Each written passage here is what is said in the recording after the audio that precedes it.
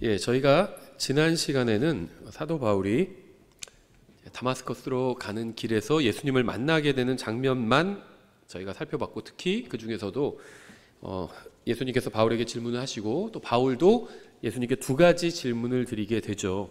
거기에 초점을 맞춰서 살펴봤는데요. 오늘은 저희가 사도행전 9장 1절부터 절반 정도까지 봐야 될 것 같아요. 22절까지 한 절 한 절 간략하게 살펴보도록 하겠습니다. 그리고 다음 시간에 23절부터 또 43절 끝까지 또 간략하게 살펴보고 이렇게 하겠습니다. 그래서 사도행전 9장을 두 번으로 나눠서 저희가 한 절씩 살펴보겠습니다.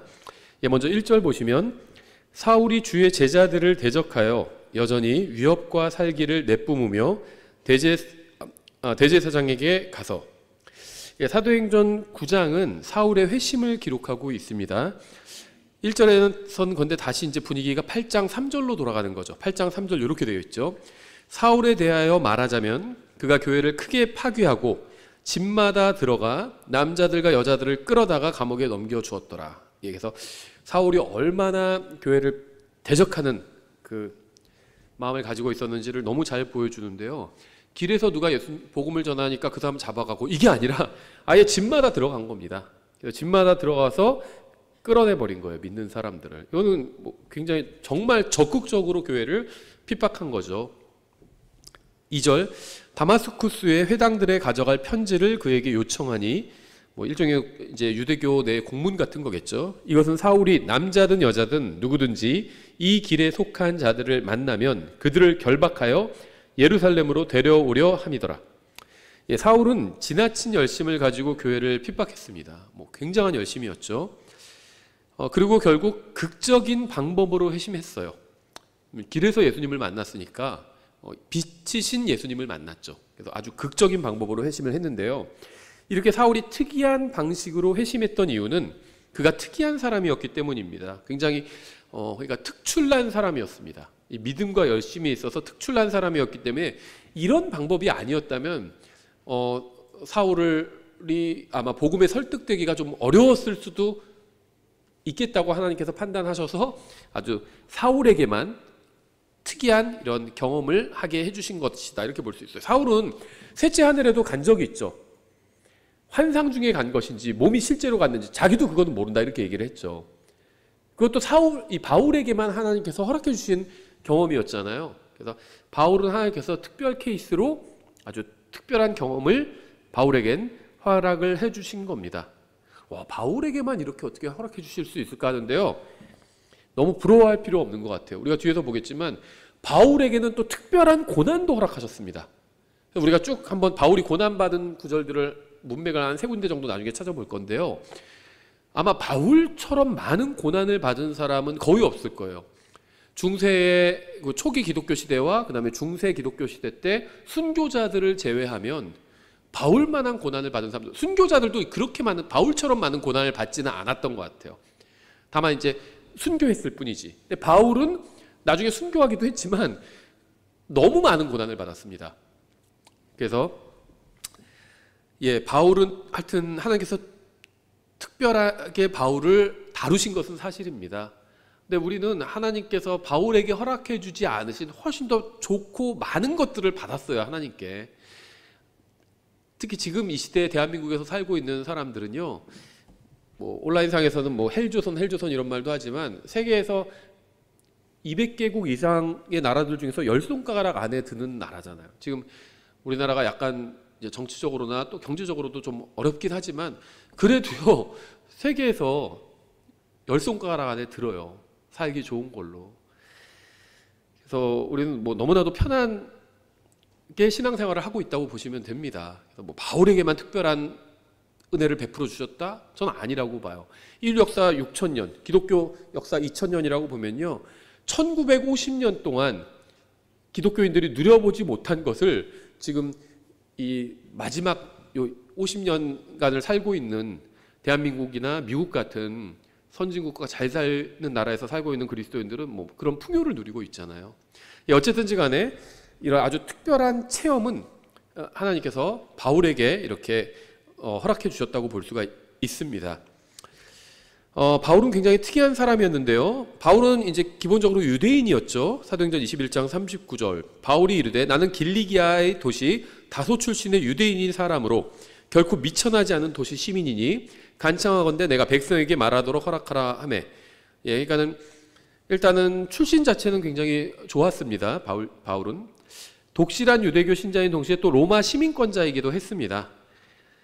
우리나라로 치면 뭐 미국 시민권자 같은 거겠죠. 사도행전 22장 25절. 그들이 가죽끈으로 그를 묶으니 바울이 곁에 서 있는 백부장에게 이르되 너희가 로마 시민인 사람을 죄도 정하지 아니하고 채찍질하는 것이 법에 맞느냐 하매 백부장이 그 말을 듣고 총대장에게 가서 전하여 이르되 대장님께서 하시는 일에 주의하소서 이 사람은 로마 시민이다 하니. 여기서 바울은 유대인이었고 민족적으로는 또 이제 국적은 로마 시민이었죠. 또 사울은 엄격한 종파에 속한 유대인이었습니다. 빌립보서 3장 5절이죠. 나는 여덟째 날 할례를 받았고, 그러니까 뭐 모태교인 하는 것처럼 처음부터 율법을 지킨 사람이었죠. 이스라엘의 줄기에 속한 자요, 베냐민 지파에 속한 자요, 히브리 사람들 중에 히브리 사람이요, 율법에 관하여는 바리새인이요. 또 바울은 가말리엘 문화에서 공부를 했죠. 사도행전 22장 3절. 나는 진실로 유대인인 사람으로 길리기아 도시 다소에서 태어났으나 이 도시에서 가말리엘의 발밑에서 자라며 조상들의 율법의 완전한 방식에 따라 가르침을 받았고 이날 너희 모두처럼 하나님을 향해 열심히 있었노라. 이렇게 얘기하고 있죠. 예, 바울은 유대교가 요구하는 것들을 모두 만족시킬 정도로 의로운 사람이었습니다. 갈라디아서 1장 14절. 내 조상들의 전통들에 대해 더욱 심히 열심을 내어 내 민족 가운데서 나와 동등한 많은 사람들보다 유대인들의 종교에서 앞서 나갔느니라. 더 열심히 믿었다는 거죠. 또 빌립보서 3장 6절부터 9절까지 열심에 관한 한 교회를 핍박하였고 율법에 있는 의에 대하여는 흠이 없느니라. 그러나 무엇이든지 내게 이득이던 것들 그것들을 내가 그리스도를 위해 손실로 여겼고 참으로 확실히 모든 것을 손실로 여기다니 이는 그리스도 예수 내 주를 아는 지식이 가장 뛰어나기 때문이라. 내가 그분을 위해 모든 것을 잃는 손실을 입었고 그것들을 단지 배설물로 여기나니 이것은 내가 그리스도를 얻고 율법에서 난 나 자신의 의가 아니라 그리스도의 믿음을 통한 의 곧 믿음에 의해 하나님에게서 난 의를 소유한 채 그분 안에서 발견되려 함이라. 예, 바울은 유대교에 대한 충성심으로 인해서 초대교회의 원수가 된 거죠. 디모데전서 1장 13절. 내가 전에는 신성 모독하는 자요 핍박하는 자요 해를 끼치는 자였으나 오히려 긍휼을 얻었으니 이는 내가 믿지 아니하는 가운데, 그러니까 예수님이 하나님이라고 믿지 않았죠. 그래서 예수님을 욕했잖아요. 그래서 신성 모독하는 자였다고 얘기하는 겁니다. 내가 믿지 아니하는 가운데 알지 못하고 그것을 하였기 때문이라. 알지 못하고 했기 때문에 하나님께서 봐주셨다는 거죠. 한번 기회를 주셨다는 거예요. 예, 바리새인들과 사두개인들은 율법을 사용했어요. 진심으로 믿지는 않았습니다. 율법을 사용했습니다. 하지만 이 사울은 진심으로 믿었습니다. 이게 이제 바리새인들과 이 바울의 차이였죠. 하나님께서 모든 바리새인들을 다 특별하게 대우해 주지 않으셨어요. 오직 바울만 특별하게 대우해 주셨습니다. 예수님께서. 왜냐하면 바리새인들은 그냥 종교의 껍데기만 가지고 있었어요. 믿는다고 하지만 진심으로 믿지 않았습니다. 근데 바울은 진심으로 믿었어요. 그래서 하나님께서 기회를 주신 거죠. 그런데 이제 사울이 왜 교회를 핍박했을까요? 나름대로는 성경적인 근거를 가지고 있었습니다. 자, 좀 길지만 읽어보겠습니다. 신명기 13장이 바로 이 사울이 교회를 핍박했던 성경적인 근거였습니다. 신명기 13장 1절부터 너희 가운데서 대언자나 꿈꾸는 자가 일어나 표적이나 이적을 내게 주며 그가 내게 말한 그 표적이나 이적이 이루어질 때, 가짜가 아니라 진짜 기적을 행할 때예요. 이르기를 내가 알지 못하던 다른 신들을 우리가 따라가서 그들을 섬기자. 예수님을 믿자. 근데 구약 성경에 보니까 예수님이라는 이름이 안 나오잖아요. 그러니까 아예 모르는 이름이에요. 그래서 예수님을 믿자고 하는 겁니다. 할지라도 너는 그 대언자나 그 꿈꾸는 자의 말들에 귀를 기울이지 말라. 주 너희 하나님께서 너희가 너희 마음을 다하고 혼을 다하여 주 너희 하나님을 사랑하는지 알기 위해 너희를 시험하시느니라. 너는 주 너희 하나님을 따라 걷고 그분을 두려워하며 그분의 명령들을 지키고 그분의 음성에 순종하여 그분을 섬기고 그분을 굳게 붙들며 그 대언자나 그 꿈꾸는 자는 죽일지니 이는 그가 이집트 땅에서 너희를 데리고 나오시고 속박의 집에서 너희를 구속하신 주 너의 하나님으로부터 너희를 떼어 놓으려고 말하며 주 내 하나님께서 내게 걸으라고 명령하신 길에서 너를 밀어내려 하였기 때문이라. 이걸 진짜 믿었기 때문에 교회를 핍박했던 겁니다. 이렇게 너는 내 한가운데서 악을 제거할지니라. 내 어머니의 아들인 내 형제나 내 아들딸이나 내 품의 아내나 너 자신의 혼 같은 내 친구가 은밀히 너를 꾀어 이르기를 우리가 가서 너나 내 조상들이 알지 못하던, 예수님 몰랐잖아요. 조상들은 다른 신들, 곧 내게서 가깝든지 내게서 멀든지 땅 이 끝에서 땅 저 끝까지 너희 사방에 있는 백성의 신들을 섬기자 할지라도 너는 그에게 동의하지 말며 그의 말에 귀를 기울이지 말고 내 눈이 그에게 동정심을 보이지도 말며. 왜 그렇게 스테반을 죽이는데 찬성하고 집안에서 자고 있는 사람을 예수님 믿었다는 이유로 그냥 가가지고 집 문 열고 들어가가지고 그 사람 끄집어내서 죽였던 겁니다. 동정심을 보이지 않은 거예요. 그렇죠. 동정심을 보이지도 말며 너는 용서하지도 말고 그를 숨겨주지 말며, 숨어있으면 막 집에 숨어있어도 가서 찾아서 끄집어냈죠. 오히려 너는 반드시 그를 죽이되 그를 죽이기 위해 내가 먼저 그에게 손을 대고 그 위에 온 백성이 손을 댈지니라. 그가 이집트 땅 곧 속박의 집에서 너를 데리고 나오신 주 내 하나님으로부터 너를 밀어내려 하였으므로 너는 그를 돌로 쳐서 죽일지니라. 그래서 스데반을 돌로 쳐서 죽인 겁니다. 그러면 온 이스라엘을 듣고 두려워하여 다시는 이 같은 악을 너희 가운데서 행하지 아니하리라. 신명기 13장 1절부터 11절입니다. 율법을 믿으면서 예수님이 하나님이라고 믿지 않는다면, 바울이 그랬죠. 율법은 믿었어요. 근데 예수님을 하나님이라고 믿지 않았습니다.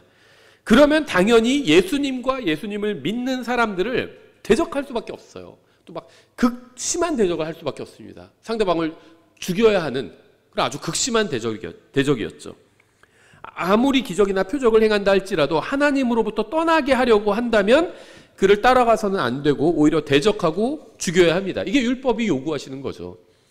이것이 바로 신명기 13장 1절부터 5절에서 말씀하시는 것이고, 사울은 이 말씀에 따라 예수님을 대했습니다. 그리고 6절에서 11절의 말씀에 따라 예수님을 믿는 사람들을 또 대한 겁니다. 신명기 13장을 진지하게 믿는 사람이라면 만일 누군가가 참 하나님으로부터 떠나게 만들려고 하거든 그들을 살려둬서는 안 되었습니다. 반드시 그러한 자를 돌로 쳐서 죽여야만 했습니다. 그러니까 정말 성경을 믿으면서 율법을 믿으면서 예수님을 믿지 않았다면 사울처럼 하는 게 오히려 정상이었다는 겁니다. 빌립보서 3장 6절 이렇게 말씀하고 있어요. 열심에 관한 한 교회를 핍박하였고, 바울이 자기에 대해서 고백하는 거죠. 율법에 있는 의에 대하여는 흠이 없느니라 이렇게 말씀하고 있어요. 사울은 자신이 율법에 관해서는 흠이 없었다고 고백했습니다. 이 말의 의미는 자신이 한 번도 죄를 지은 적이 없다는 의미가 아닙니다. 자신이 하나님의 교회를 핍박하는 죄를 지은 것은 율법을 따랐기 때문이었고, 그러니까 교회를 핍박했는데 그게 잘못이잖아요. 근데 사실은 그거는 율법을 따랐기 때문이었다고 얘기하는 거예요. 만일 예수님이 하나님이 아니었다면 그렇게 하는 것이 옳은 일이었다는 것이었습니다. 이게 이제 율법에 대해서는 내가 흠이 없다라고 말하는 그 말의 의미예요. 진실한 유대인이라면 자신이 하나님이라고 주장하는 모든 사람을 죽여야만 합니다. 우리나라도 한 40몇 명이 있죠. 자기가 하나님이거나 하나님과 비슷한 급이다 이렇게 주장하는 사람들이 있어요. 그렇죠? 우리 근처에도 있는데 그 율법을 믿으면 돌로 쳐서 죽여야 돼요. 그런 사람들은. 그러니까 예수님이 하나님이 아니라면 사울처럼 교회를 핍박하는 것이 하나님 앞에서 옳은 일이었다는 겁니다. 사울은 율법에 순종하는 사람이었어요. 진심으로. 정말 다른 바리새인들처럼 말로만 하는 것이 아니라 사람들 앞에서 의롭게 보려고 막 뭐 긴 옷 입고 막 기도하는 척하고 하고 건식하는 척하고 하고 그런 것이 아니라 진심으로 믿는 사람이었습니다. 사울의 잘못이라면 예수님이 하나님이라는 사실을 알지 못했다는 것이었어요. 그렇죠? 그래서 그런 얘기를 아까 인용한 것처럼 하잖아요. 내가 그걸 모르고 했기 때문에 하나님께서 나에게 기회를 주시고 봐주신 거다. 이런 고백을 했던 거죠. 예, 다시 3절로 돌아와서 그가 길을 가다가 다마스쿠스에 가까이 왔을 때 갑자기 하늘로부터 빛이 나타나 그를 둘러 비추더니. 저는요, 뭐 성경에 기록된 말은 아니지만 아주 성경적인 말이라고 생각하는데요. 하나님께서 모든 사람에게 적어도 한 번 이상은 구원받을 수 있는 기회를 주신다고 생각합니다. 인생에 그런 기회가 찾아와요. 우리가 이제 오전에 알기 쉬운 성경 교리 시리즈를 하는데 성령님에 대해서 공부할 때 제가 좀 얘기를 드리려고 하는데요. 성령님께서 주로 그런 일을 하시거든요. 사람들의 인생에 갑자기 빛을 비춰주시면서 기회를 주십니다. 그래서 갑자기 이거 성경이 사실일 수도 있다. 내가 정말 하나님 앞에서 죄인일 수도 있다. 정말 하나님께서 인간의 몸을 입고 이 세상에 오셔서 십자가에서 내 죄값을 갚아주셨을 수도 있다. 이런 게 막 마음으로 인정하고 싶은 그런 순간이 오는데 성령님께서 역사하시는 거거든요. 예. 바울도 지금 하나님께서 이제 기회를 주시는 겁니다. 이 다마스쿠스는요, 아브라함이 살던 시대에도 존재했던 굉장히 아주 오래된 도시입니다. 창세기 14장 14절에 나오는데, 아브라함이 자기 형제가 포로로 사로잡혔다는 것을 들은 뒤 롯이죠, 자기 집에서 태어나 훈련을 받은 종 318명을 무장시켜 단까지 그들을 쫓아갔으며 또 그들을 대적하려고 밤에 몸소 자기와 자기 종들을 나누어 그들을 친 뒤 다마스쿠스 왼쪽에 있는 호박까지 그들을 쫓아가서, 이렇게 되어 있죠. 이때 당시는 이제 도시국가였죠. 그래서 뭐 한 300명 이상이면 어디랑 전쟁할 만하죠, 몰고 가서. 다마스쿠스는요, 아브라함의 종인 이 엘리에셀의 이전부터 있었어요. 창세기 15장 2절. 아브라함이 이르되 주 하나님이여 무엇을 내게 주려 하시나이까? 나는 아이 없이 지내오며 내 집의 청지기는 다마스쿠스 출신의 이 엘리에셀이니이다 하고. 엘리에셀이 이 창세기에선 지금 이제 이삭이 예수님을 상징하고 아브라함이 하나님을 상징하면 엘리에셀은 성령님을 상징하는 사람이었죠. 이거 다마스쿠스 출신이었대요. 다마스쿠스로 가는 길에 예수님을 만났는데 바울은, 다마스쿠스가 성경에 많이 나오는 도시예요. 다윗의 시대에는요, 이 다마스쿠스에 수비대를 두기도 했습니다. 사무엘하 8장 5절. 다마스쿠스의 시리아 사람들이 소바 왕 하닷에셀을 구조하러 왔을 때 다윗이 시리아 사람들 중에서 22,000명을 죽이고 그 뒤에 다마스쿠스의 시리아에 수비대를 두니 시리아 사람들이 다윗의 종이 되어 예물을 가져오니라. 다윗이 어디를 가든지 주께서 그를 보존하시니라. 이 다마스쿠스가 기본적으로 시리아의 도시죠. 그런데 이제 그 이스라엘이 강했을 때는 이 다마스쿠스를 손에 쥐었습니다. 항상 영토 내로 편입시켰어요. 힘이 약했을 땐 또 싹 뺏기게 됩니다. 이 다마스쿠스 사람들은 솔로몬 시대에는 반역을 꽤 했습니다.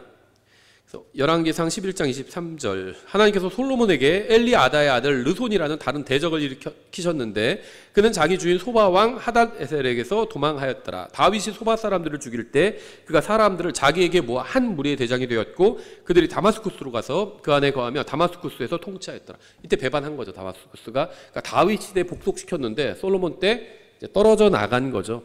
그러니까 성경에 나오는 인물들, 도시들은요, 다 실제로 있었던 인물들과 도시들입니다. 막 지어낸 이야기, 뭐 그리스 로마 신화 같은 게 아니라는 거예요. 성경에 지명이 나오면 실제 그 곳이 있어요. 실제로. 다마스쿠스는 역사적으로 굉장히 중요한 도시였습니다. 엘리사는 다마스쿠스에서 사역하기도 했죠. 열왕기하 8장 7절. 엘리사가 다마스쿠스에 갔는데 시리아 왕 베타단이 병들어 있더라. 어떤 이가 그에게 고하여 이르되 하나님의 사람이 여기 왔나이다 하며. 이후에 여로보암이 다마스쿠스를 탈환하기도 했습니다. 열왕기하 14장 28절. 이제 여로보암의 나머지 행적과 그가 행한 모든 일과 그가 그가 싸운 일과 이스라엘을 위해 다마스쿠스를 되찾고 유다에 속하였던 하맛을 되찾은 일은 이스라엘 왕들의 영대기 책에 기록되어 있지 아니하냐. 모르겠어요. 우리나라로 치면은 이제 북한 위에 있는 어떤 옛날 고구려 발해 영토 그쯤 되는 게 아닌가 싶어요.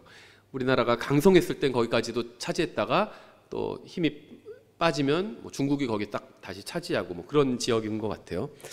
3절. 그가 길을 가다가 다마스쿠스에 가까이 왔을 때 갑자기 하늘로부터 빛이 나타나 그를 둘러 비추더라.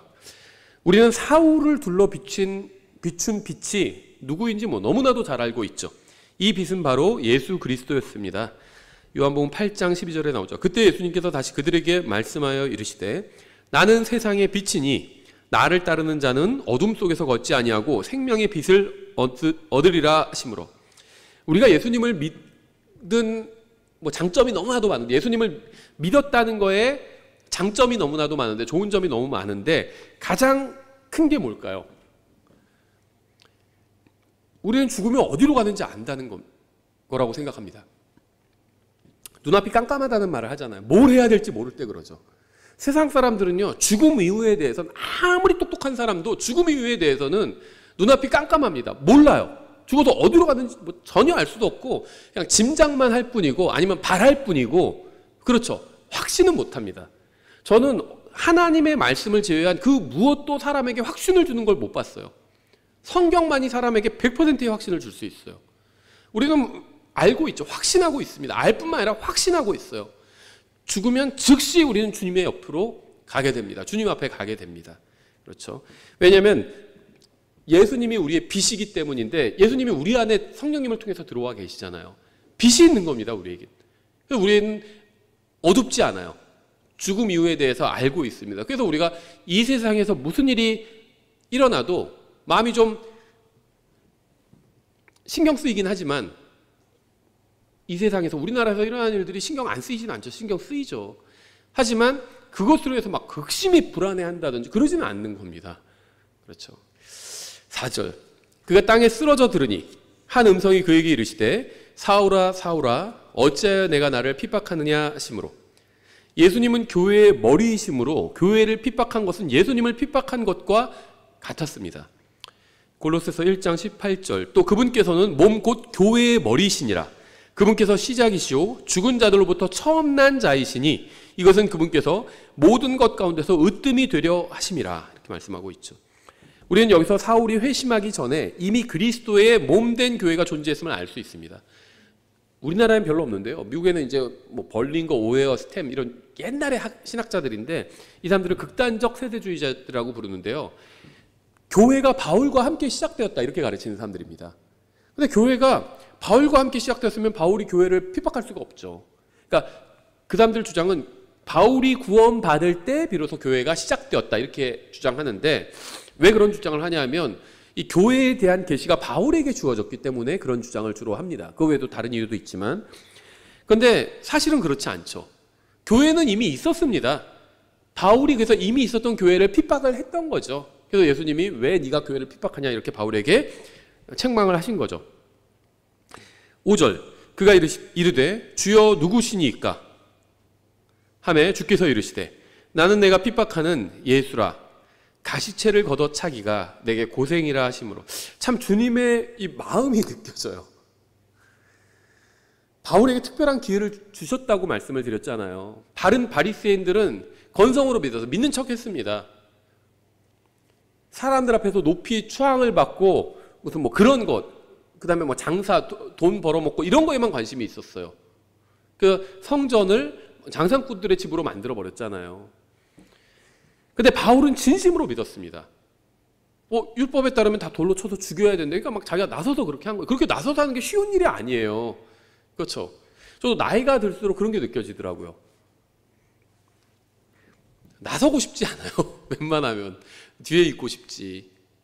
나서봐야 뭐 모난돌이 정 맞는다고 욕이나 먹지. 근데 나섰습니다. 열심히 있었던 거죠. 근데 주님께서는 바울의 그 열심을 보고 바울을 택하셨거든요. 자신의 그릇으로 택하셨습니다. 근데 보니까 참 안타까워요. 가시채를 걷어차기가 내게 고생이라. 참 네가 우리말로 하면 욕본다 그러시는 거죠. 왜 그러고 있니? 고생이다 네가 참. 그렇게 하신 거죠. 사울은 그동안 자신이 예수님과 싸우고 있다는 사실도 모른 채 계속 예수님과 싸워왔습니다. 자기가 싸우고 있는데 자기가 그냥 교회와 싸운다고 생각했어요. 그냥 나쁜 놈들이랑 싸운다고 생각했습니다. 근데 사실은 그건 교회와 싸운 것도 아니고 예수님과 싸운 것이었고 전능하신 하나님과 싸우고 있었던 거예요. 그러니까 얼마나 이게 참 고달퍼요. 영어로 된 책 중에 Long War Against God이라는 책이 있거든요. 하나님과의 오랜 전쟁. 고달픕니다. 하나님은 고달프지 않으세요. 사람이 고달픈 겁니다. 바울은 하나님과 전쟁을 했던 거예요. 얼마나 고달퍼요. 그런데요, 사실은 가시채를 걷어차기가 내게 고생이라 이렇게 말씀하셨죠. 이 말의 의미는 뭐냐면요, 예수님이 사울을 다루고 계셨다는 겁니다. 다루고 계셨어요. 하나님께서는 특별한 헛되이 무슨 일을 하는 분이 아닙니다. 하나님은 헛되이 하시는 분이 아니에요. 사람은 헛된 일을 할 때가 있죠. 저도 인생 쭉 한 50 먹으니까 이제 돌아보게 되더라고요. 그때는 좀 내가 헛된 일을 했다 이렇게 생각될 때들이 많아요. 사실은. 근데 하나님은 헛된 일을 하실 때가 없죠. 목적을 갖고 일하십니다. 근데 우리에게 일어난 일들을 하나님께서 다 허락하신 일들이에요. 다루기 위해서 허락하시는 일들입니다. 다루기 위해서. 예수님은 사울을 다루고 계셨습니다. 그동안. 성령님께서 사울 안에서 계속 일하고 계셨던 겁니다. 성령님은요, 믿는 사람 안에서만 일하시는 게 아니에요. 믿지 않는 사람 안에서도 일하십니다. 믿는 사람 안에서는 죄를 버리고 계속 하나님의 말씀대로 살게 하도록 일하십니다. 말씀대로 살아야지 계속 그걸 일하게 하시는 거예요. 성령님께서. 그래서 말씀 읽은 것 중에 이렇게 막 생각도 나게 하시고요. 근데 믿지 않는 사람 가운데서도 일하십니다. 너는 이 세상에서 소망이 없어. 예수님을 믿어야 돼. 예수님을 믿어야 돼. 누가 복음 전하면 저 얘기 잘 들어봐. 그래서 어쩔 때 제가 지금 잠깐 복음을 전하려고 하는데 혹시 잠깐 시간 내줄 수 있으세요? 그럴 때 어떤 사람 대부분 싫어. 말도 안 해. 싫다는 말도 안 하고 그냥 손 접고 그냥 가요. 근데 어떤 사람 그래요, 들어볼게요. 한 사람이 있어요. 그게 왜 그런 줄 아세요? 성령님께서 그 사람 안에서 일하시는 거예요. 들어봐. 중요한 얘기일 수 있어. 들어봐야 돼. 알려주시는, 그게 성령님께서 하시는 일이에요. 나중에 저희 그 성령님에 대해서 공부할 때 좀 더 살펴보기로 하고요. 성령님께서 사울 안에서 일하고 계셨던 겁니다. 사울은 교회를 핍박하는 일을 하면서도 혹시 이게 잘못된 일은 아닌가 하는 양심의 가책을 느끼고 있었을 거예요. 이게 이제 가시체를 걷어차는 겁니다. 사도행전 7장에서 스데반이 설교를 할 때 사울도 듣고 있었죠. 사울을 증인으로 세우고 스데반을 돌로 쳐서 죽였잖아요, 사람들이.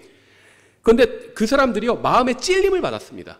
저는 이 사울도 그때 마음에 찔림을 받았을 거라고 생각을 합니다. 사도행전 7장 54절 이렇게 되어 있어요. 그들이 이것들을 들을 때 스데반의 설교를 들은 겁니다. 마음이 상하여, 영어로는 컷이에요. 마음이 하나님의 말씀으로 찔림을 받은 겁니다. 마음이 상하여 그를 향해 이를 갈았으나, 이게 가시체를 걷어차는 겁니다. 가시체는요, 그 짐승을 이제 소나 나귀를 부릴 때 쓰는 건데 짐승이 바른 방향으로 나아가도록 제어하는 도구죠. 짐승이 바른 방향으로, 잘못된 방향으로 가려면 걸리게 만든 겁니다. 가시체에 걸려요. 그렇죠. 일을 해야 돼요. 바른 방향으로 나가면서 일을 해야지 가시체의 발이 채이지 않습니다. 가시체의 발이 채이면 아프죠. 약간 아주 극심한 고통이 있는 건 아니지만 아파요, 발이. 그렇죠. 그러니까 가시체는 큰 상처를 주기 위한 것이 아니라 주의를 환기시키는 용도입니다. 하나님께서 우리에게 허락하신 고난들도 마찬가지예요. 어려움을 주시는 이유가 있어요. 너무나도 싫은 사람이 갑자기 막 등장을 해요. 그 사람을 등장하게 하신 이유가 있습니다. 주의를 환기시키는 겁니다, 하나님께서. 하지만 계속 가시체를 걷어차면 결국 큰 상처를 입을 수도 있습니다. 6절, 그가 떨며 놀라 이르되 주여 내가 무엇을 하기 원하시나이까 하매 주께서 그에게 이르시되 일어나 도시로 들어가라. 이 사울이요, 그 5절에서 주여 누구시나이까 하매 주께서 이르시되 나는 내가 핍박하는 예수라. 여기서 바로 알았을 겁니다.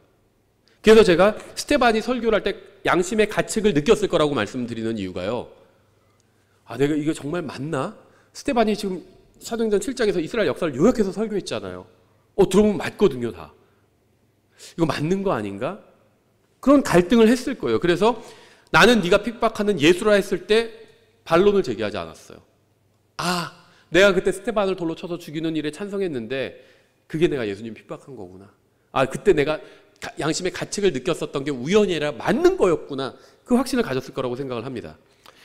그가 떨며 놀라 이르되 6절 주여 내가 무엇을 하기 원하시나이까 하매 주께서 그에게 이르시되 일어나 도시로 들어가라. 그러면 내가 반드시 해야 할 일을 듣게 되리라 하시니라. 사울은 주님께 두 가지 질문을 했죠. 5절에서 주여 누구시나이까? 라는 질문을 했고 6절에서는 주여 내가 무엇을 하기 원하시나이까? 라는 질문을 했습니다.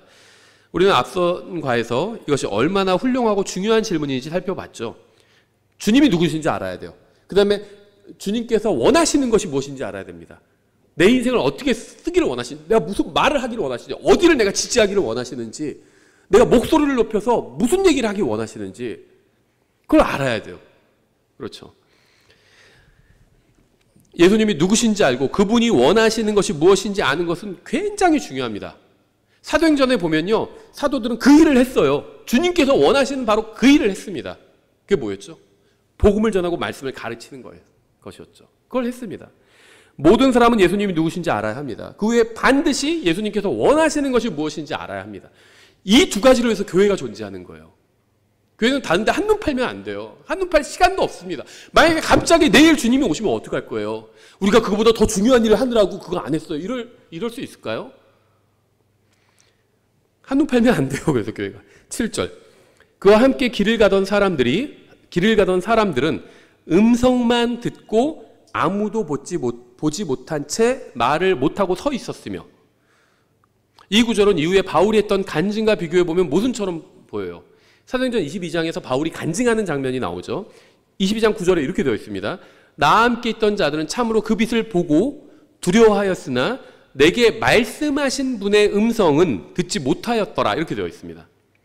사도행전 9장에서는 사람들이 음성만 듣고 아무도 보지 못했다, 이렇게 되어 있는데 22장에서는 사람들이 빛은 봤지만 음성은 듣지 못했다, 이렇게 얘기하고 있어요. 이 두 구절은 서로 엇갈리는 얘기를 하는 걸까요? 이거 다른 그 주석 같은 거 찾아봐도 답이 안 나와 있어요. 이게 서로 모순이잖아요. 9장에서는 사람들은 음성만 듣고, 근데 22장에서는 음성은 듣지 못하였더라, 이렇게 되어 있어요, 사람들이. 주석에서 언급을 안 하더라고요, 어느 주석에서도. 그런데 이게 답이요, 사실 성경 자체에 있어요.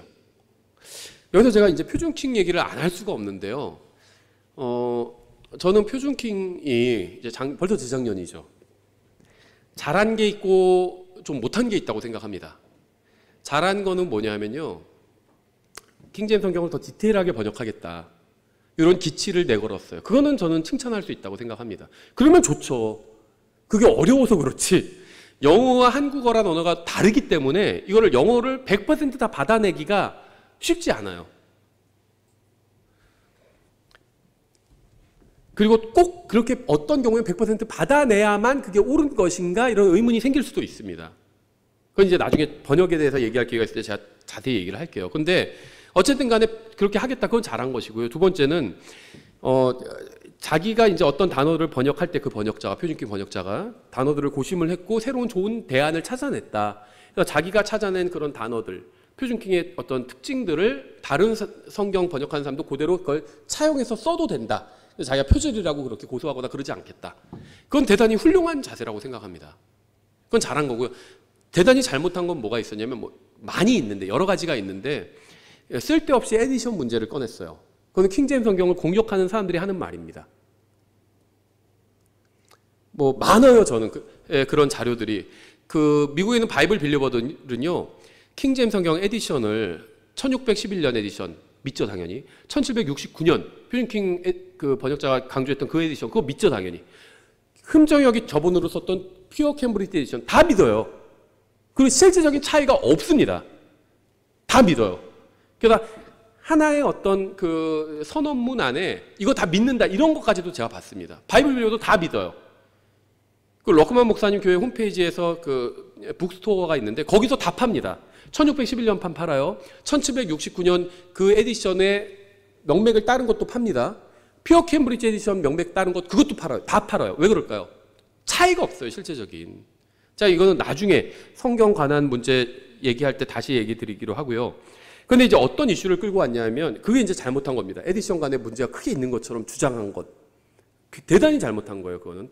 그 다음에 흠정역을 이제 공격을 하는데, 마치 흠정역이 변개된 성경인 것처럼 그렇게 얘기를 했어요. 그래서 10,000단어를 삭제했다, 막 이런 얘기를 했습니다. 근데요, 저도 흠정역에서 어떤 부분 동의하지 않는 것들도 있어요. 근데 흠정역은 변개된 성경이 아니에요. 영어 킹제임스에서 번역을 했죠. 왜 변개된 성경이에요? 그리고 흠정역은 기본적으로 직역 성경입니다. 마치 흠정역이 의역 성경인 것처럼 이렇게 얘기를 하는데, 의역 성경이 아니에요. 흠정역의 기본적인 성격은 직역 성경이에요. 그런데 이제 10,000단어를 흠정역이 빼먹었다, 이렇게 얘기했는데, 그 10,000단어가 뭔지 아세요?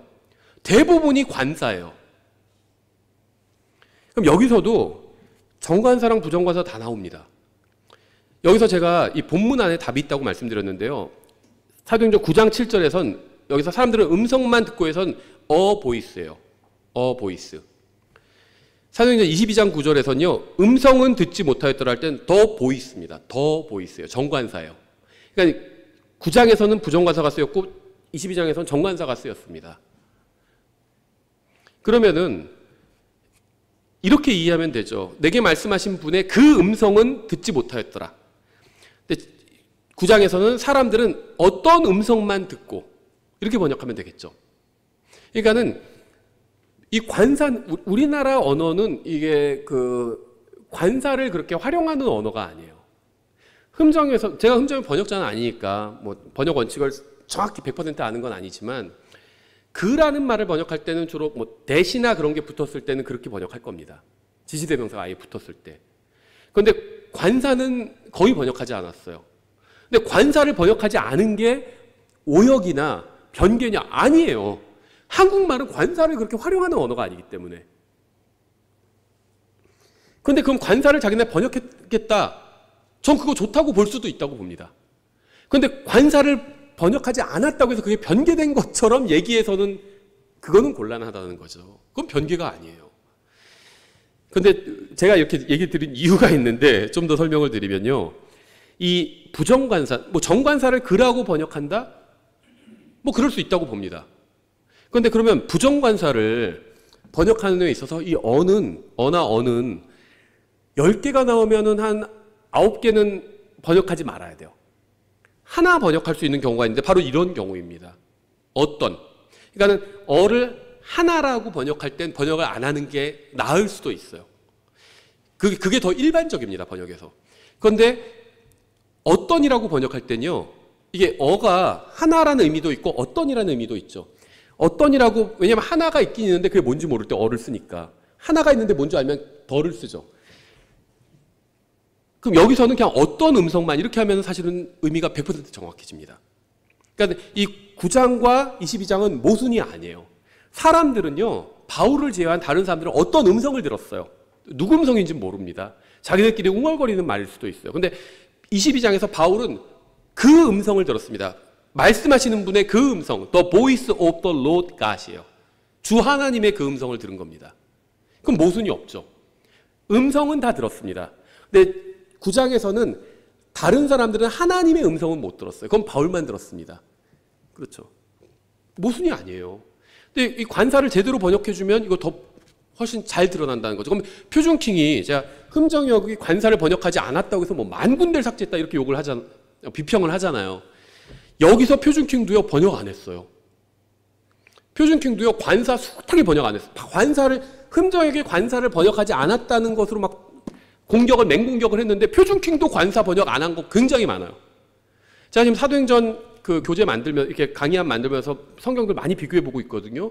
숱하게 번역 안 했습니다. 표준킹도.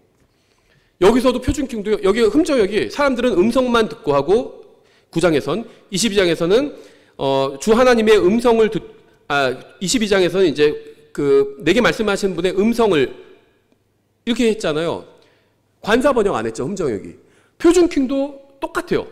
사도행전 9장과 22장에서 관사 번역 안 했습니다. 정관사랑 부정관사 다 번역 안 했어요. 그래 놓고는 자기들이 번역한 경우만 갖고 와가지고는 흠정역이 이렇게 했다. 그러면 흠정역은 대부분 관사 번역 안 했습니다. 표준킹은 어디는 하고 어디는 안 했어요. 그래 놓고 흠정역을 공격하는 건 그거는 페어한 공격이 아니라는 거죠. 다 하고 공격을 하든지. 근데 다 하려고 보니까는 좀 어색하니까 안 했을 거라고 봐요, 저는. 관사를. 예, 그래서 표준킹 이슈가 뭐 대단한 이슈가 아니에요. 예, 그래서 그 음성이 나오는데요. 그 음성은 창세기 3장 8절에도 나와요. 그들이 그날 선을 할 때 동산을 거니시는 주 하나님의 음성을 듣고 아담과 그의 아내가 주 하나님의 얼굴 앞을 떠나 동산 나무들 가운데 숨음에. 여기서 더 보이스 업 더 로드가 아시죠? 이 음성이 사도행전 9장에서 더 보이스로 사도 바울에게 나타나셨던 겁니다. 사울이 회심할 때 사람들은 어떤 음성은 들었지만 주님의 그 음성은 듣지 못했습니다. 오직 사울만 주님의 그 음성을 들었습니다. 요한복음 12장 28절부터 29절. 아버지여, 아버지의 이름을 영광스럽게 하옵소서 하시니 그때 하늘로부터 음성이 나서 이르시되 내가 이미 그것을 영광스럽게 하였고 다시 영광스럽게 하리라 하시니라. 그러므로 곁에 서서 그것을 들은 사람들은 천둥이 쳤다고도 하며 다른 사람들은 이르기를 천사가 그에게 말하였다 하니. 여기서는요, 그러니까 제가 보이스는 사람의 말이고 더 보이스는 하나님의 말씀이 음성이다 이런 얘기하는 거 아닙니다. 여기서는요, 요한복음 12장에서 아버지의 음성인데, 아버지 하나님의 음성인데 여기서는 보이스입니다. 그렇죠? 이거는 사도행전 9장과 22장에서 사도 바울의 간증에서만 그랬다는 거예요. 사람의 그냥 어떤 음성이었고 사람들이 들은 건 사도 바울이 들은 건 그 음성이었고 이건 그 말씀하시는 분 하나님의 음성이었다는 거죠. 근데 여기서도 사실은 그 요한복음 12장에서 어보이스예요. 요한복음 12장 28절에서 여기서는 흠정역은 제가 말씀드렸죠. 관사 번역 안 했다고. 그래서 그냥 하늘로부터 음성이 나서 이르시되 이렇게 번역했어요. 이게 오역이 아니죠. 한국말로는 관사를 활용하는 언어가 아니니까 이렇게까지. 근데 표준킹은 여기서 보이스를 한 음성이 나서 이르시되 이렇게 번역했습니다. 그럼 뭐죠? 흠정역은 어쨌든 일관성은 있죠. 저는 지금 관사를 번역하지 않은 게 무조건 더 잘한 거다 이런 얘기를 하는 건 아닙니다. 다만 흠정역은 일관성 있겠어요. 사도행전 9장에서도 보이스를 그냥 음성이라고 번역했고 요한복음 12장에서도 보이스 음성이라고 했습니다. 표준킹은 사도행전 9장에서 그냥 음성이라고 했고 요한복음 12장에서는 한 음성이라고 했어요. 이건 일관적이지 않죠. 그러니까 뭐 대단한 이슈가 있는 게 아니에요. 표준킹 이슈가 사실은. 예, 어쨌든 간에 주님께서 오직 사울만 들을 수 있게 말씀을 하셨던 것으로 보입니다. 8절 사울은 땅에서 일어나 눈을 떴으나 아무도 보지 못하므로 그들이 손으로 그를 인도하여 다마스쿠스로 데려갔는데 그가 사흘 동안 보지 못하고 먹지도 마시지도 아니하였더라. 예, 사울은 빛이신 예수님을 본 결과 눈이 멀게 되었습니다.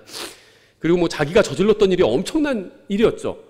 지금 뭐 먹는 게 중요한 게 아니었죠. 식음을 전폐하게 된 거죠. 10절 다마스쿠스에 아나니아라 하는 어떤 제자가 있었는데 주께서 환상 속에서 그에게 이르시기를 아나니아야 하시니 그가 이르되 보소서 주여 내가 여기 있나이다 하매 주께서 그에게 이르시되 일어나 곧은 거리라 하는 거리로 가서 유다의 집에서 사울이라 하는 다소 사람을 찾으라 보라 그가 기도하고 있느니라.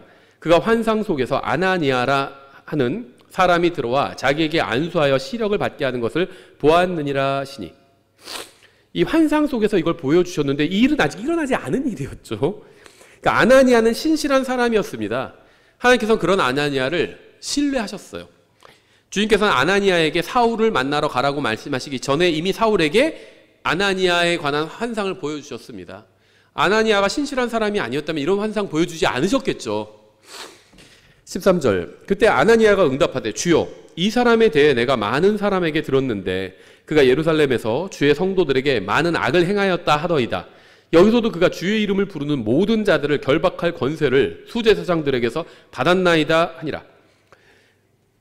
아나니아의 반응은 지극히 정상적인 것이었습니다. 그때까지 사울은 교회를 핍박하는 사람이었기 때문에 아나니아는 그 사람을 만날 이유가 없는 거였죠. 15절 그러나 주께서 그에게 이르시되 내 길로 가라. 그는 이방인들과 왕들과 이스라엘 자손 앞에서 내 이름을 전하기 위해 내가 택한 그릇이니라. 그가 내 이름을 위해 얼마나 큰 일들로 반드시 고난을 겪어야만 하는지 내가 그에게 보이리라 하시니. 사울은 예수님을 믿는 순간 모든 죄를 용서받고 구원받았습니다. 하지만 자신이 뿌린 것은 거둬야만 했습니다. 주님께서는 자신의 그릇으로 그를 선택하셨고 또 그가 고난받는 것도 허락하셨어요. 아마도 사울이 극심한 박해를 받았잖아요. 아마 그가 극심하게 교회를 박해했었기 때문에 더 그랬었던 것 같아요. 그러니까 사울을 사람들이 다 알고 있었죠. 그래서 이 사울은 그냥 박해해서는 통하지 않는다. 아주 지독한 놈이다. 그래서 더 극심하게 박해를 했던 것 같아요. 15절 그러나 주께서 그에게 이르시되 내 길로 가라. 그는 이방인들과 왕들과 이스라엘 자손 앞에서 내 이름을 전하기 위해 내가 택한 그릇이니라. 극단적 세대주의자들은 12사도는 유대인들을 위한 사도였고 바울은 이방인들만을 위한 사도였다고 주장을 합니다. 하지만 그건 전혀 성경적인 사실이 아니에요. 주님께서는 이방인들과 왕들과 이스라엘 자손에게 은혜의 복음을 전하기 위해서 바울을 선택하셨습니다. 유대인들과 이방인이잖아요. 그 왕들. 특권계층. 갈라디아서 2장 7절 오히려 반대로 베드로가 할례자들을 위한 복음을 위임받은 것 같이 내가 무할례자들을 위한 복음을 위임받은 것을 그들이 보았나니 이렇게 바울이 얘기했는데요. 이 구절을 근거로 극단적 세대주의자들은 그런 이제 결정을 내린 건데 교리를 만든 건데요. 베드로가 주로 유대인들에게 복음을 전한 것은 사실이지만 베드로도 사도행전 10장에서 이방인인 고넬료에게 복음을 전했습니다. 바울은 주로 이방인들에게 복음을 전했지만 베드로처럼 유대인들에게도 복음을 전했습니다. 그뿐만 아니라 바울은 왕들에게도 복음을 전했어요. 바울은 아그리빠 왕에게 복음을 전했죠. 사도행전 26장에서. 또 이 빌립보서 4장을 22절을 보면 카이사르의 집안에 속한 사람들에게도 복음을 전했습니다. 왕족들에게도 또 복음을 전했어요. 바울은 사도행전 9장, 10장, 14장, 17장, 18장 그리고 19장에서 유대인들에게 또 복음을 전했습니다. 그러니까 유대인들에게 복음 많이 전했어요, 바울은. 따라서 바울이 이방인들에게만 복음을 전했다고 볼 수는 없다는 거죠. 16절. 그가 내 이름을 위해 얼마나 큰 일들로 반드시 고난을 겪어야만 하는지 내가 그에게 보이리라 하시니. 바울은 주님께서 택하신 그릇이었는데도 불구하고 고난을 받았습니다. 바울이 고난받은 얘기들은 많은데요. 한번 읽어보겠습니다. 고린도전서 4장 9절부터 13절. 내가 생각하기에 하나님께서 사도인 우리를 죽도록 정해진 자들같이 끄트머리에 두셨나니 이는 우리가 세상과 천사들과 사람들에게 구경거리가 되었기 때문이라. 우리는 그리스도로 인해 어리석은 자들이지만 너희는 그리스도 안에서 지혜로우며 우리는 약하지만 너희는 강하고 너희는 존귀하지만 우리는 멸시를 받는다. 마치 지금 이 현 시대의 대한민국이나 미국처럼 이런 자유로운 또 풍요로운 국가에서 사는 그리스도인들에게 하는 말 같아요. 지금 이 시간까지도 우리는 굶주리고 목마르며 헐벗고 매맞으며 우리는 이런 적 없어요. 일정한 거처가 없고 우리 다 집이 있습니다. 또 우리 손으로 일하면서 수고하고 욕을 먹으나 축복하고 핍박을 받으나 그것을 참으며 비방을 당하나 간절히 권면하노니 우리는 날까지 세상에 오물같이 되었고 모든 것에 찌꺼기가 되었느니라. 엄청난 핍박을 받았죠. 예, 또 고린도서 11장 22절부터 길게 나오죠. 이것도 제가 읽어보겠습니다. 그들이 히브리 사람이냐? 나도 그러하며 그들이 이스라엘 사람이냐? 나도 그러하며 그들이 아브라함의 씨냐? 나도 그러하며 그들이 그리스도의 사역자냐? 내가 어리석은 자처럼 말하지만 나는 더욱 그러하도다. 내가 수고를 더욱 넘치도록 하고 매도 지나치게 맞고 감옥에도 더 자주 갇히고 여러 번 죽을 뻔하였으니 내가 유대인들로부터 40에서 하나 뺀 매를 5번 맞았고 3번 몽둥이로 맞고 1번 돌로 맞고 3번 파선을 당하여 한 밤과 한 낮을 기품 속에서 있었으며 자주 여행하면서 물들의 위험과 강도들의 위험과 내 동포로 인한 위험과 이교도들로 인한 위험과 도시에서의 위험과 광야에서의 위험과 바다에서의 위험과 거짓 형제들 가운데서 위험을 당하였고 지치고 아프며 여러 번 밤을 새우고 굶주리며 목마르고 여러 번 금식하며 추위를 당하고 헐벗었노라. 밖에 있는 그 일들 외에는 또 날마다 내게 닥치는 것이 있으니 곧 모든 교회들을 위해 염려하는 것이라. 누가 약하면 내가 약하지 아니하냐? 누가 걸려 넘어지면 내가 애태우지 아니하느냐? 내가 어쩔 수 없이 자랑해야 한다면 나의 연약한 것들과 관련 있는 것들을 자랑하리라. 영원 무궁토록 찬송받으실 하나님 곧 우리 주 예수 그리스도의 아버지께서 내가 거짓말하지 아니하는 것을 아시느니라. 다마스쿠스에서 아레다 왕 밑에 있는 총독이 나를 붙잡으려고 수비대와 더불어 다마스쿠스 사람들의 도시를 지켰으나 내가 바구니를 타고 창문을 통해 성벽을 내려가 그의 손에서 벗어났노라. 이거보다 더 많은 박해 받은 사람이 있을까요? 이렇게 매 맞고 막 죽을 뻔하고 투옥되고 거의 없을 거라고 봅니다. 교회사 전체를 봐도. 사도행전 14장 19절. 어떤 유대인들이 안디옥과 이고니움에서 거기로 와서 사람들을 설득하고 바울을 돌로 친 뒤 그가 죽은 줄로 생각하고는 도시 밖으로 그를 끌어내었으나. 사도 바울보다 예수님을 위해서 더 많은 고난을 당한 사람은 아마 없을 겁니다. 예수님께서 택하신 그릇이에요. 그러니까 바울에게 특별한 경험을 허락하셨다고 해서 그렇게 막 너무 부러워할 필요는 없어요. 이런 고난도 허락하셨습니다. 예수님께서. 그 바울은요, 이런 고난을 받으면서 이거 제 생각이지만 감사합니다 하는 마음으로 받았을 것 같아요. 싸다. 나는 이렇게 맞아도 싸다. 이런 마음이었을 것 같아요. 자기가 한 짓이 있잖아요. 진실하게 믿는 그것도 하필이면 교회에서 막 대충 신앙생활을 하는 사람이 아니라 막 신실하게 섬기는 사람만 다 끄집어내서 막 돌로 쳐서 죽이고요. 쇠방 같은 사람 죽이고 그런 일을 했잖아요. 달게 받았을 것 같아요. 이와 같은 참된 성도는 세상을 변화시킨 것이 아니라 세상에서 핍박을 받았습니다. 신약 성경 어디에서 참된 성도가 세상을 변화시킨 사람 있나요? 없어요. 세상에서 핍박받았습니다. 다. 바울은 스데반처럼 신성 모독을 한다는 무고를 당했고요. 돌에 맞았습니다. 또 바울은 스데반으로부터 예수님처럼 고난당하는 법을 아마 배운 것으로 보입니다. 정말 스데반의 설교와 그의 순교를 아주 인상 깊게 봤던 것 같아요. 17절. 아나니아가 자기 길로 가서 그 집에 들어가 그에게 안수하며 이르되 형제 사울아 주 곧 내가 올 때 길에서 내게 나타나신 예수님께서 나를 보내사 내가 시력을 받게 하시고 성령님으로 충만해지도록 하셨느니라 하매 아나니아는 사울을 보고 형제라고 불렀습니다. 아나니아는 예수님께서 사울이 자기 사람이라고 말씀하시자 그냥 그것으로 충분했어요. 더 묻지도 않았어요. 아니 어떻게 그런 사람을 구원해 주실 수 있어? 이런 거 따지지도 않았습니다. 그냥 바로 사울한테 가서 형제 사울 이렇게 불렀죠. 다른 증거를 요구하지 않았습니다. 18절. 즉시 그의 눈에서 비늘 갇힌 것이 떨어져 저도 제발 한국의 그리스도인들, 킹제임스 성경을 믿는 사람, 독립침례교 성도들이 눈에서 비늘 같은 게 좀 떨어졌으면 좋겠어요. 뭐가 중요한 건지 계속 봤으면 좋겠습니다. 주님께서 우리에게 시키시는 일이 뭔지, 뭐 세상을 변화시키라고 하셨는지, 복음을 전하라고, 말씀을 가르치라고 하셨는지, 비닐이 떨어졌으면 좋겠어요. 즉시 그에 대해서 비늘 같은 것이 떨어져서 그가 곧바로 시력을 받았고, 이제 바르게 보게 되었습니다.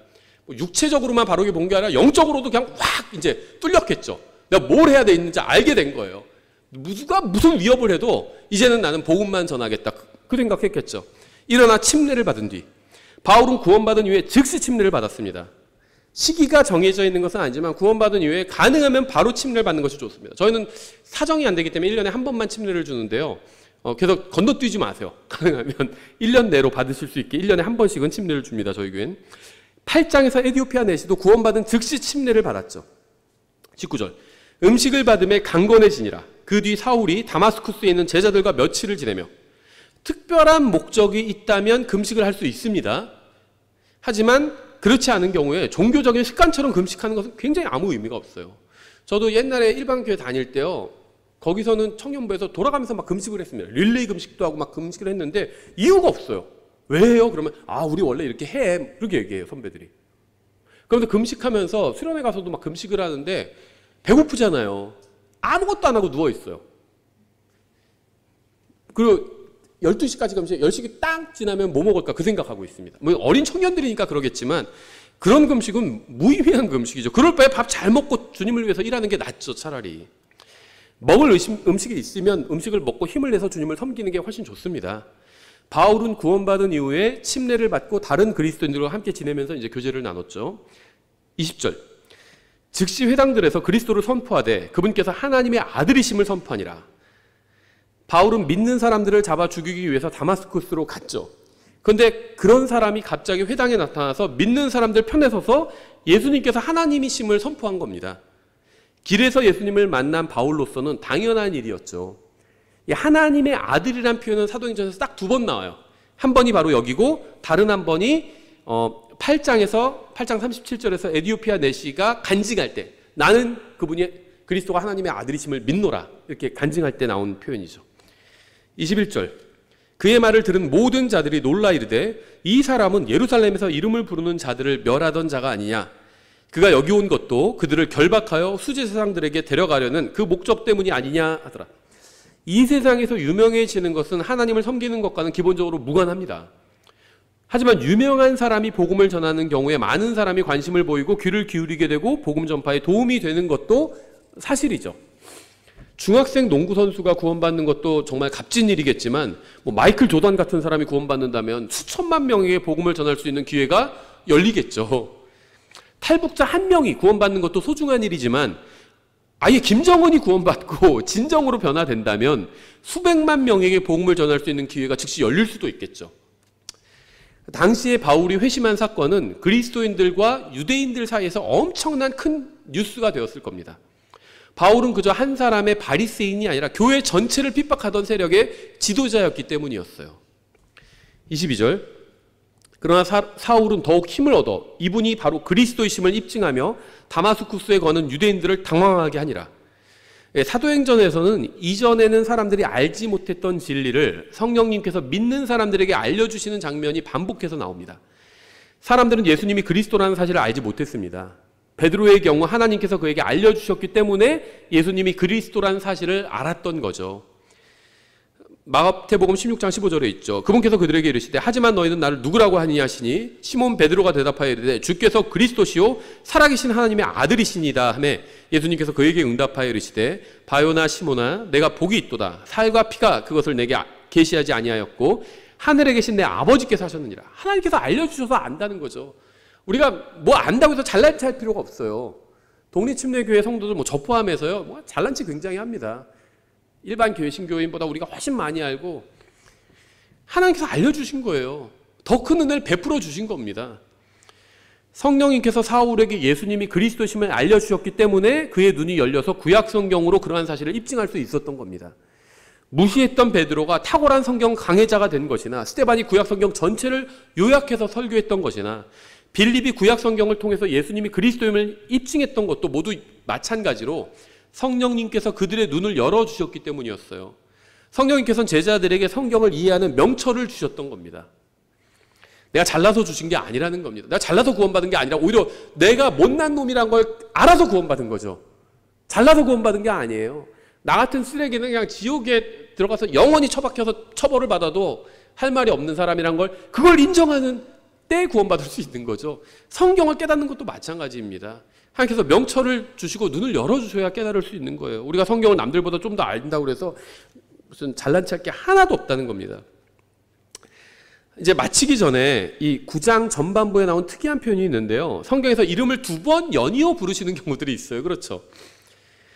사울, 이 9장에서도 사울아 사울아 이렇게 부르시고 2번 이름을 부르셨죠. 이삭을 부르실 때도요. 그러니까 아브라함이 이삭을 생물로 바치려고 했을 때 아브라함을 부르실 때도 아브라함아 아브라함아 이렇게 부르셨습니다. 그렇죠. 또 불타는 떨기나무를 보던 모세를 부르실 때도 모세야 모세야 이렇게 부르셨어요. 사무엘을 아이 사무엘을 부르실 때도 사무엘아 사무엘아 이렇게 부르셨습니다. 또 이집트로 내려가는 야곱을 부르실 때도 야곱아 야곱아 이렇게 부르셨죠. 또 마르다를 부르실 때도 마르다야 마르다야 이렇게 부르셨습니다. 사탄이 체질하려고 할 때 베드로를 부르실 때도 시모나 시모나 이렇게 2번 부르셨습니다. 성경에서 2번 이름 부른 거 제가 거의 다 찾은 겁니다. 이게 마지막 하나가 남아있죠. 뭔지 아세요? 예수님께서 십자가 위에서 달려 돌아가시기 전에도 나의 하나님이여 나의 하나님이여 어찌하여 나를 버리셨나이까 이렇게 아버지 하나님을 2번 불렀습니다. 그렇죠. 누군가 이런 말을 했습니다. 사울이 다마스쿠스로 가는 길에 예수님을 만났을 때 그와 함께했던 사람들은 다 시력이 있었죠. 그래서 볼 수 있었지만 정말 중요한 것은 아무것도 보지 못했고 사울은 거기서 눈이 멀었죠. 볼 수 없었지만 모든 것을 보게 되었다. 이런 말이 있습니다. 예수님을 만나고 구원자로 만나고요. 하나님 말씀을 알게 되면요. 모든 것을 볼 수 있게 됩니다. 이것도 하나님의 은혜죠. 예, 오늘 저희가 이렇게 22절까지 하겠습니다. 기도하고 찬송하고 마치겠습니다. 하나님 아버지, 주님께서 주신 이 소중한 말씀으로 인해 감사드립니다. 바울을 구원해 주셔서 감사드립니다. 또 정말 그와 같은 많은 죄인들을 구원해 주셔서 감사합니다. 또 저희를 구원해 주셔서 감사합니다. 정말 바울에게 비춰주셨던 그 주님의 진리의 빛으로 저의 어두운 마음을 비춰주시기 원합니다. 또 바울의 눈에서 그런 비늘 같은 것들이 그의 정말 시력을 가리던 것들이 떨어져 나간 것처럼 저희의 눈에서도 저희의 정말 영적 시력을 가리던 모든 것들이 떨어져 나가 정말 무엇이 진리고 또 저희가 무엇을 위해서 이 순례의 길 인생을 살아야 하는지 정말 온전히 볼 수 있게 해주시기 원합니다. 감사드리며 예수님의 이름으로 기도드렸습니다. 아멘. 예, 찬양하고 마치겠습니다.